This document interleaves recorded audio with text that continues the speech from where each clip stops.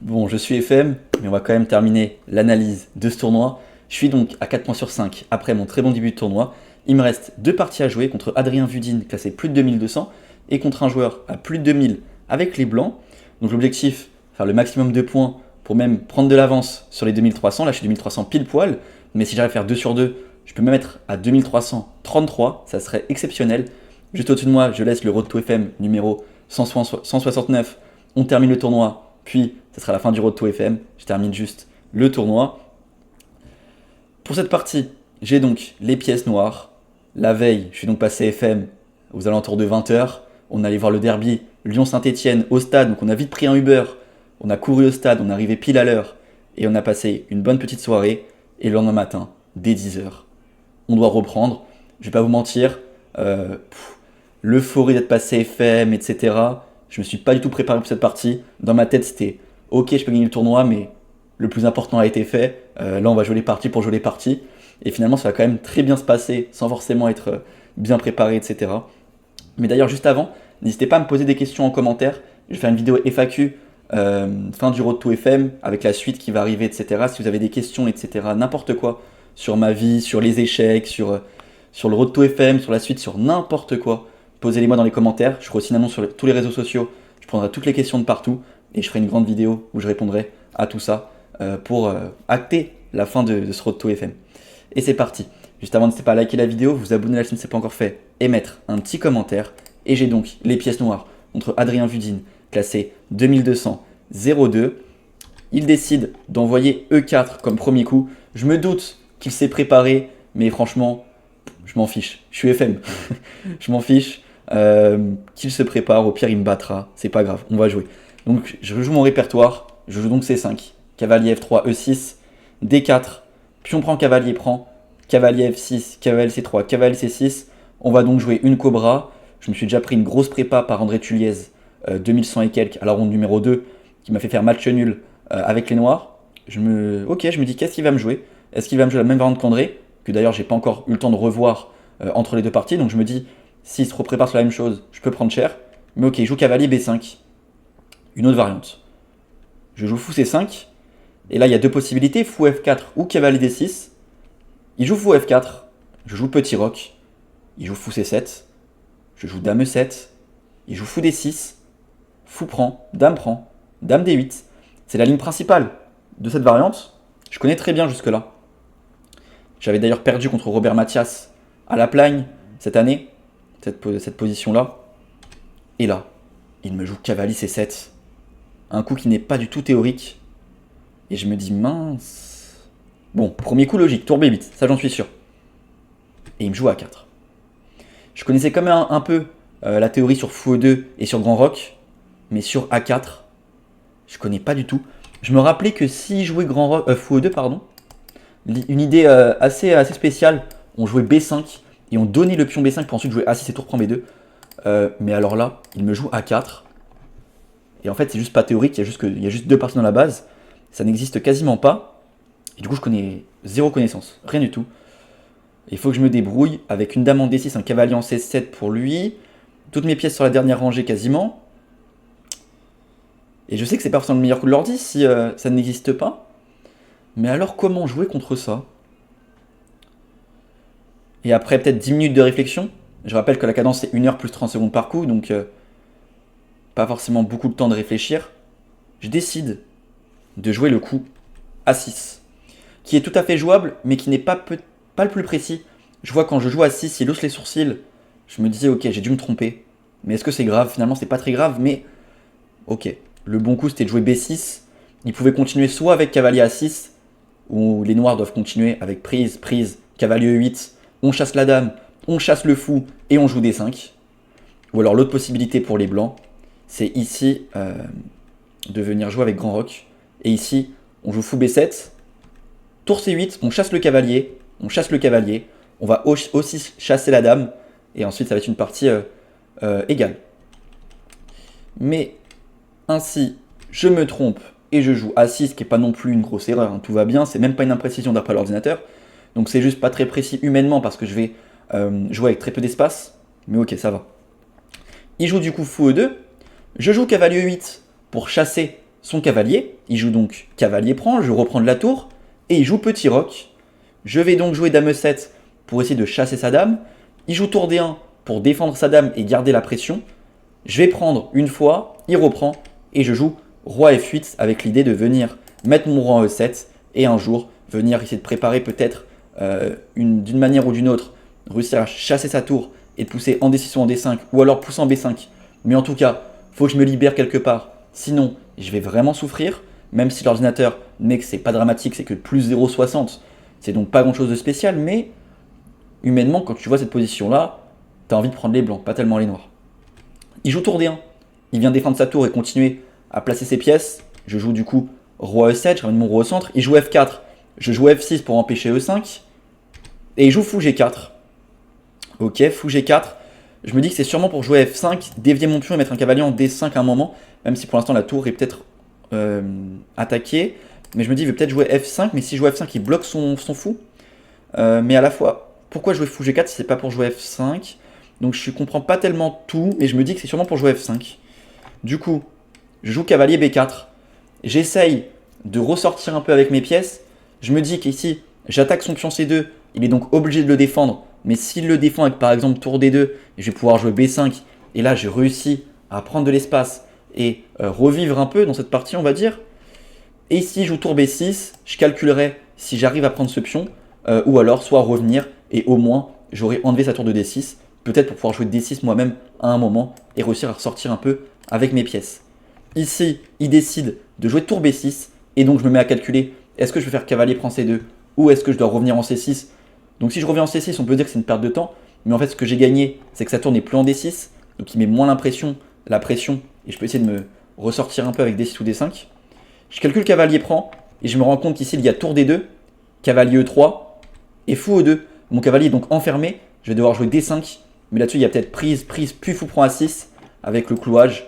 Donc je me dis ça peut pas être jouable pour moi cette position là. Je décide donc de revenir en C6. Il envoie B4. Vraiment prise d'espace de partout. Et là je me dis je commence un peu à être à l'étroit ici. Ça commence un peu à être compliqué. Je décide de jouer tour A8.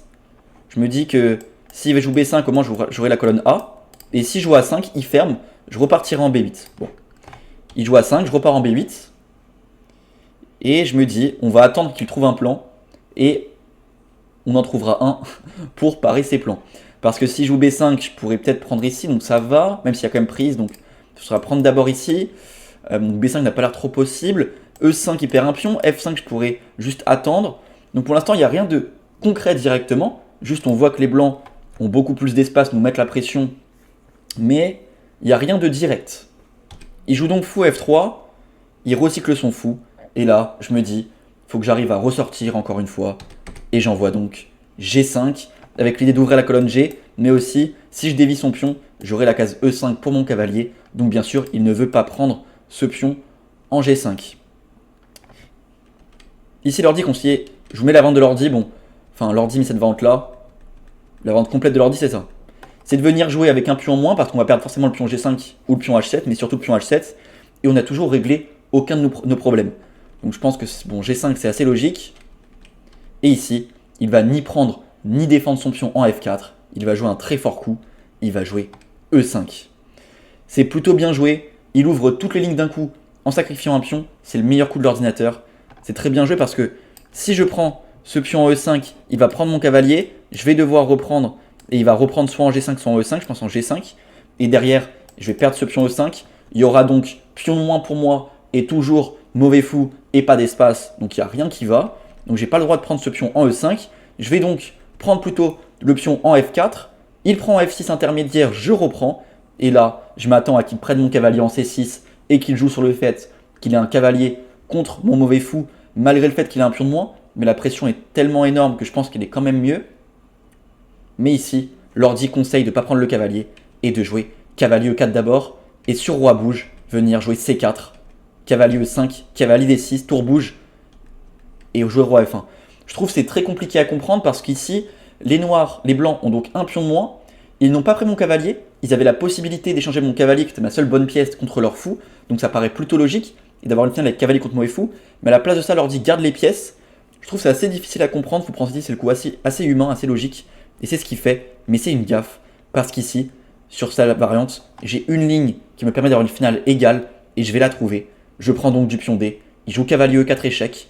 Je joue roi G6. Je pouvais pas aller en F7 ou en F5 à cause de la fourchette en D6. Il fait donc cavalier C5 pour menacer. Cavalier prend A6 avec le clouage sur ma tour en B8. Du coup, je fais tour A8 pour enlever cette menace-là. Et maintenant, il joue tour D6. Je fais roi F5, j'active mon roi. Et il fait donc cavalier prend B7. Je reprends, il reprend. Et là, le très fort coup tour D8. Je vais sacrifier ce pion pour m'activer dans cette finale. Ok. J'ai réglé mes soucis. La finale est égale d'après l'ordinateur. C'est bien le bordel. On rentre bientôt dans le Zeitnot. On a moins de 10 minutes chacun. Va falloir jouer précis.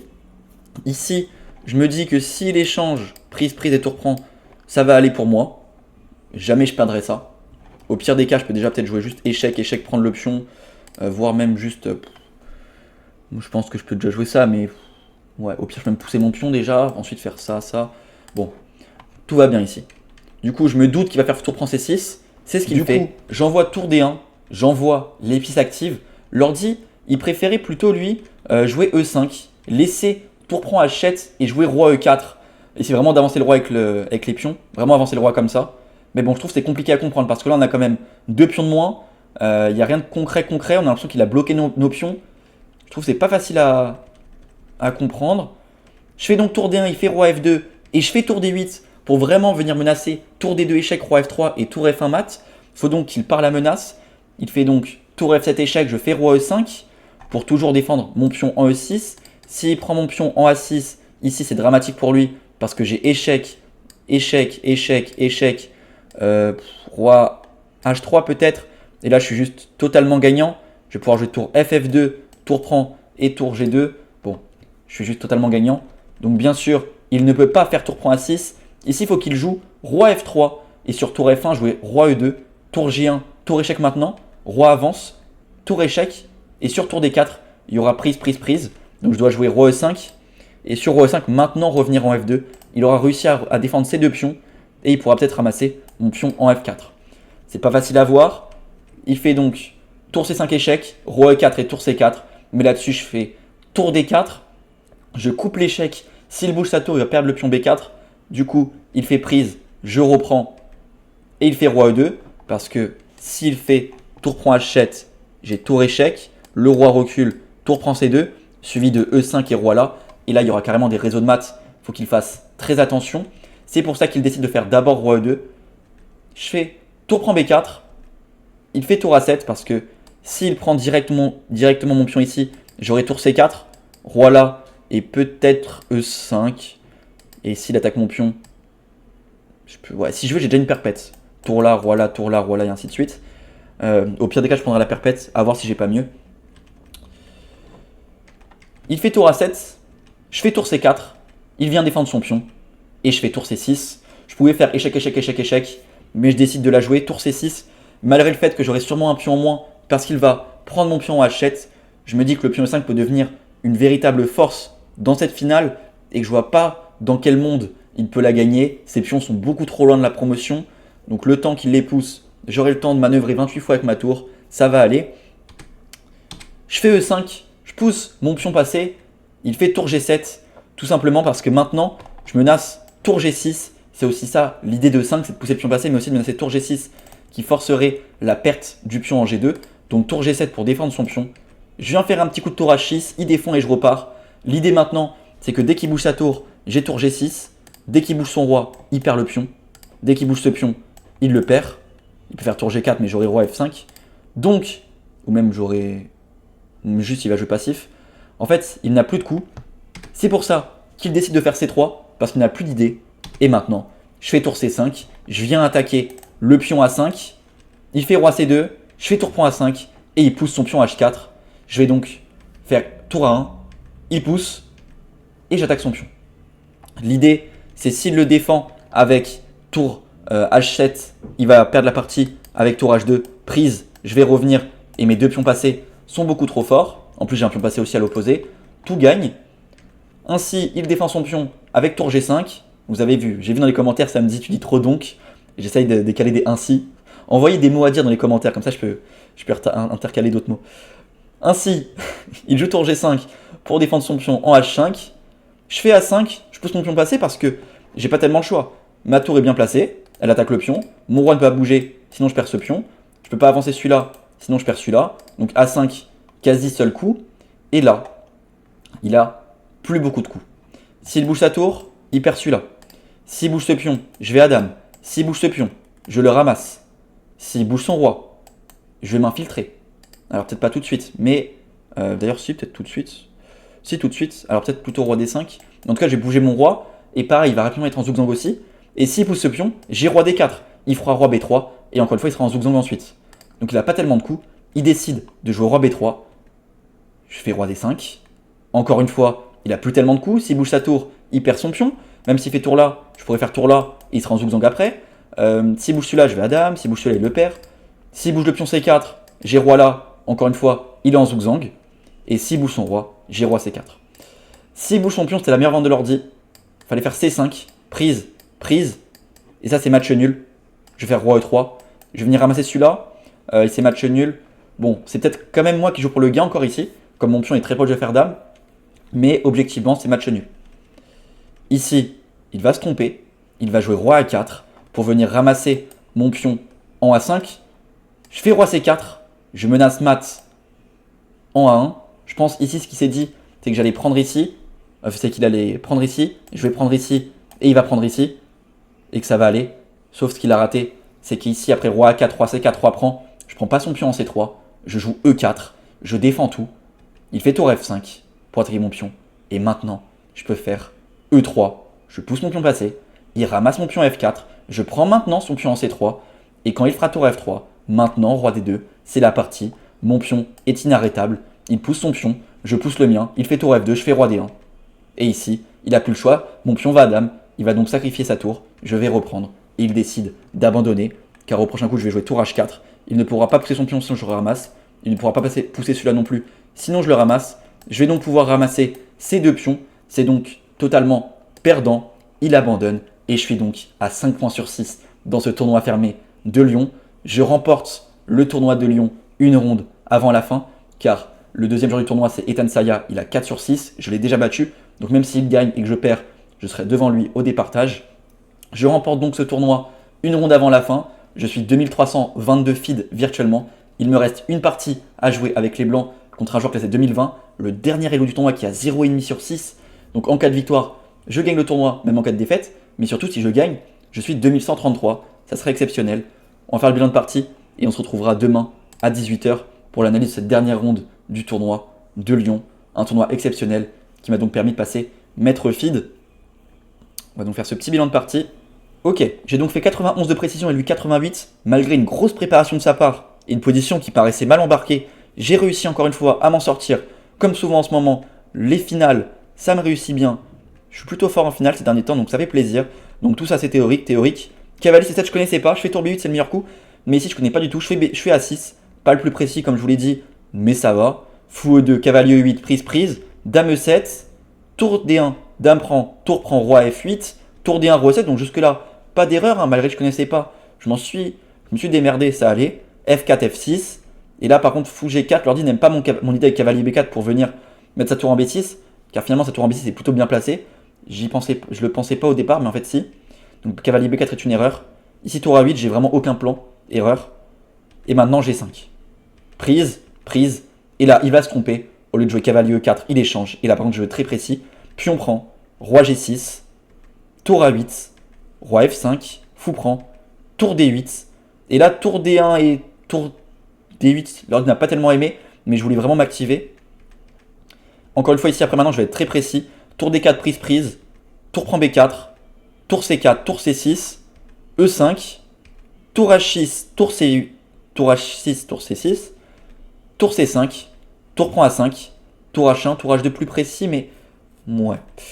Tour A2, pardon. Tour A1 plus précis, enfin tour A2 plus précis, je veux tour A1, ok. Tour H1, A5, roi D5, roi C4, E4, E3, roi prend, roi D2, E2, roi D1. Pourquoi imprécision? Ok. Tour prend, roi prend, et abandon. 5 points sur 6, On se retrouve demain à 18h pour l'analyse de cette dernière ronde du tournoi de Lyon. C'est incroyable ce qui se passe.